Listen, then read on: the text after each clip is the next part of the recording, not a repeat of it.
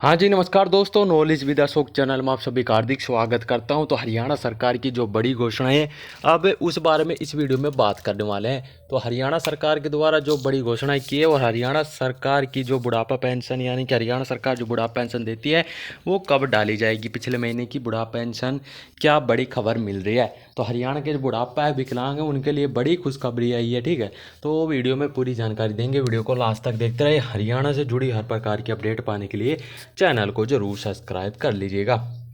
तो सबसे पहले यहाँ से देखिए, जो हरियाणा सरकार की एक बड़ी घोषणा आई है। तो इधर 10 लाख युवाओं का इंतजार हरियाणा सरकार के द्वारा खत्म, नवंबर में सीईटी की तैयारियां कर ले अपनी। तो हरियाणा के 10 लाख युवाओं के लिए राहत की खबर मिली है। हरियाणा सरकार नवंबर में सीईटी यानी कि संयुक्त पात्रता परीक्षा आयोजित करने की तैयारी में। ग्रुप सी और ग्रुप डी दोनों श्रेणियों के लिए यह परीक्षा होगी। हालांकि अभी परीक्षा की तिथि तय नहीं हुई, लेकिन हरियाणा कर्मचारी चयन आयोग ने इसके लिए अभी से ही तैयारी अभी शुरू कर दी गई है। तो पंजाब एवं हरियाणा हाईकोर्ट में हल्फनामा भी दिया है। अक्टूबर से दिसंबर के बीच सीईटी आयोजित किया जाएगा। खास बात यह है कि इस बार सीईटी एनटीए के बजाय खुद ही हरियाणा सरकार लेगी। और 2019 में पूर्व सीएम मनोहर लाल के ग्रुप सी और डी की भर्तियों को लेकर संयुक्त पात्रता परीक्षा का फैसला लिया गया था। सरकार का तर्क है कि इसके बार बार नौकरियों के लिए आवेदन की जरूरत नहीं होगी। एक बार सीईटी पास करने वाले अभ्यर्थी 3 साल तक के लिए भर्ती पात्र होंगे। पर सरकार की तमाम कोशिशों के बावजूद ग्रुप सीईटी 22 ग्रुप की डी की 2023 में हुई है। इसके बाद अभ्यर्थियों को नई परीक्षा का इंतजार है। हरियाणा कर्मचारी चयन आयोग का कहना है कि अक्टूबर से दिसंबर के बीच में परीक्षा की तैयारी की जा रही है। तो एनटीए से इसलिए नहीं लिया जा रहा अब की बार। ठीक है, तो पिछली बार ग्रुप सी और डी की दोनों परीक्षाएं हरियाणा सरकार ने एनटी नेशनल टेस्टिंग एजेंसी के माध्यम से कराई थी।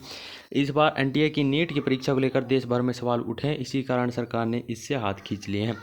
तो एनटीए के बजाय हरियाणा सरकार खुद करवाएगी हर साल ग्रुप और डी की परीक्षाएं। तो इसी बीच एक और बड़ी खबर, आचार संहिता में निकली भर्तियां जारी रहेगी। चुनाव के बाद घोषित होंगे नतीजे। तो चुनाव आयोग के फैसले के बाद हरियाणा लोक सेवा आयोग ने निकाली और भर्तियां।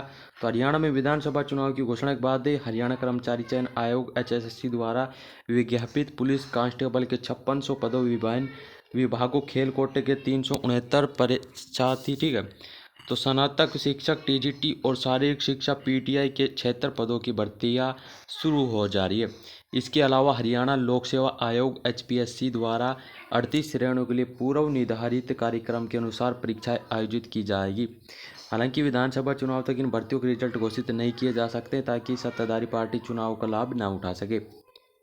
चुनाव आयोग का फैसला आने के बाद हरियाणा लोक सेवा आयोग ने बुधवार शाम को विद्युत प्रसारण निगम लिमिटेड अकाउंटिंग ऑफिसर के 3, श्रम विभाग में फिजियोथेरेपी के 4 और विद्युत परिश्रम के मेडिकल के ऑफिसर के लिए नई भर्ती का ऐलान कर दिया गया है। तो 5600 पुलिस कांस्टेबल और 369 खेल कोटे और 76 शिक्षकों के लिए एचआरसीसी ने निकाली है भर्ती। 38 श्रेणियों के लिए पूर्व निर्धारित कार्यक्रम के अनुसार एचपीएससी भी कर सकेगा ये परीक्षाएं। चुनाव आयोग ने कहा है कि भर्ती जारी रहेगी। इनका कामकाज आचार संहिता के दायरे में नहीं आता है। कांग्रेस सांसद जयराम रमेश ने कई कराई थी शिकायत, इसी के कारण ये भर्तियां रद्द की गई है। और देखिए एक और बड़ी खबर, हरियाणा की सरकारी और सोसाइटी पॉलिटेक्निकल ने 2239 विद्यार्थियों को मिला है रोजगार।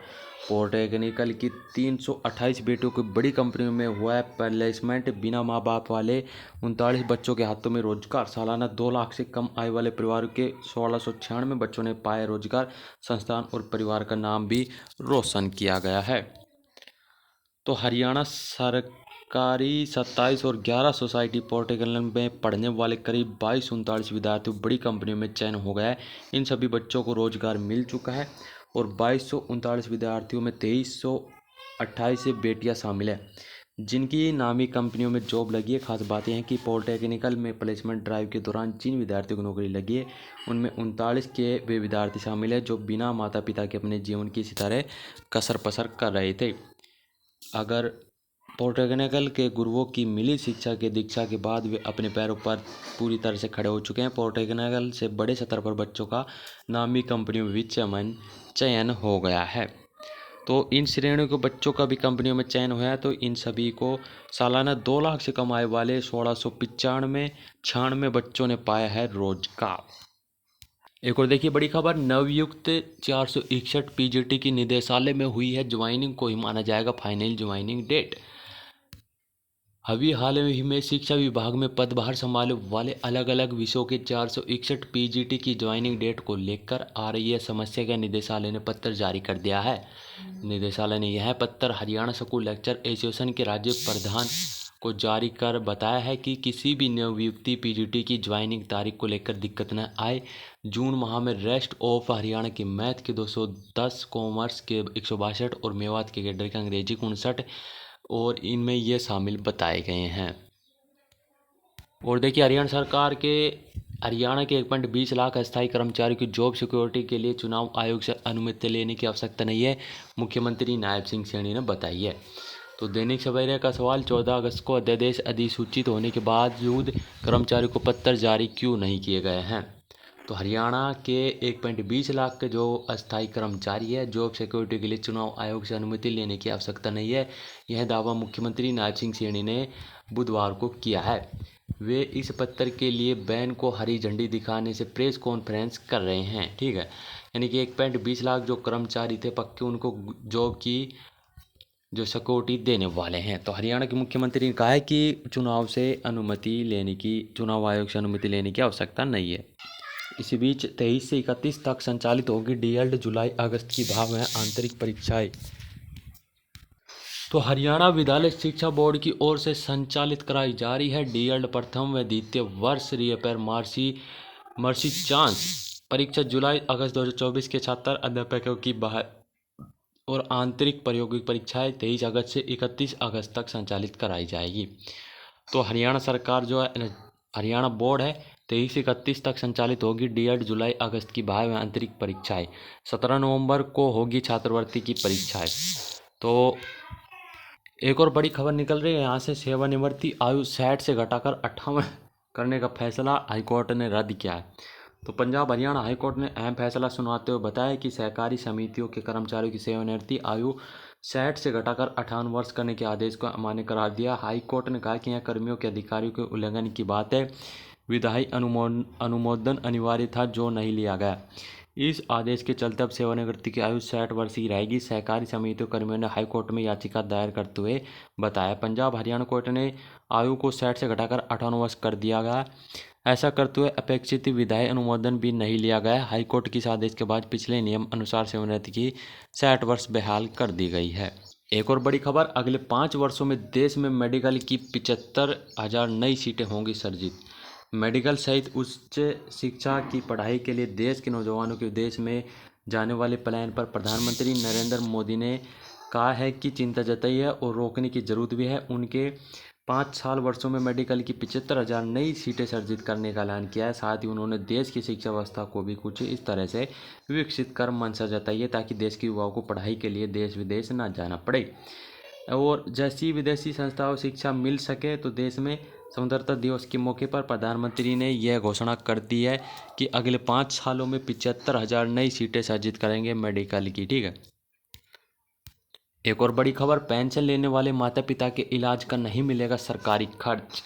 तो हरियाणा सरकार ने अब किसी भी कर्मचारी के माता पिता बुजुर्ग सम्मान भत्ता या कोई अन्य पेंशन ले रहे हैं तो वह सरकारी खर्च पर इलाज नहीं करा सकते हैं। कारण है कि 17 साल पुराने नियम जिसके अनुसार कर्मचारी के अभिभावकों की मासिक आय 3500 रुपया इससे अधिक है तो चिकित्सा बिलों की प्रतिपूर्ति नहीं की जाएगी। एक तरफ प्रदेश में 15,000 रुपये मासिक कमाई वाले परिवार को बीपीएल गरीबी रेखा से नीचे का दर्जा देकर मुफ्त इलाज सहित कई सुविधा दी जा रही है, जबकि कर्मचारियों के बुजुर्ग जो माता पिता है अधिकारों से वंचित किया जा रहा है। तो इसी बीच 2007 से चले आ रहे नियमों में बदलाव की मांग की है। उन्होंने कहा है कि सरकार ने कर्मचारियों के आश्रितों के चिकित्सा पर किए गए भुगतान की प्रतिपूर्ति के लिए पॉलिसी बना रखी है। तो जो 3500 रुपये प्रति माह किया गया था, इसके बाद नियमों में कोई बदलाव नहीं हुआ है। नतीजन वर्तमान में कर्मचारियों को अपने आश्रित माता पिता का इलाज कराने में भी समस्या आ रही है। तो हरियाणा सरकार ने युवाओं को भी बड़ा तोहफा दिया, बेरोजगारी भत्ता बढ़ाया। अब 12वीं पास को हर माह मिलेंगे 1200 रुपये। तो मुख्यमंत्री नायब सिंह सैनी ने सक्षम युवा योजना के तहत पंजीकृत युवाओं को मिलने वाली बेरोजगारी भत्ता में बढ़ोतरी की घोषणा भी कर दी गई है। तो 12वीं पास युवाओं को 900 रुपये पहले मिलते थे, अब 1200 रुपये दिए जाएंगे। और जो स्नातक पास थे उनको पहले 1500 रुपये मिलते थे, अब उन्हें 2000। और जो स्नातक और हैं उन्हें पहले 3000 रुपये मिलते थे, लेकिन अब 3500 रुपये उनको हरियाणा सरकार के द्वारा जाएगा। इस घोषणा के अनुसार 2.61 लाख जो युवा हैं उनको सीधा लाभ हरियाणा सरकार के द्वारा दिया जाने वाला है। तो ये हरियाणा सरकार की नई घोषणाएं आप सभी के साथ शेयर किया, नई अपडेट। तो ऐसे ही रोज़ अब अपडेट पाने के लिए चैनल को सब्सक्राइब कर लीजिएगा, वीडियो को भी लाइक शेयर जरूर कीजिएगा। तो हरियाणा से जुड़ी हर प्रकार की अपडेट हम सबसे पहले देते रहते हैं। तो भगवान कर आपका दिन शुभ हो। जय हिंद, जय भारत, जय हरियाणा।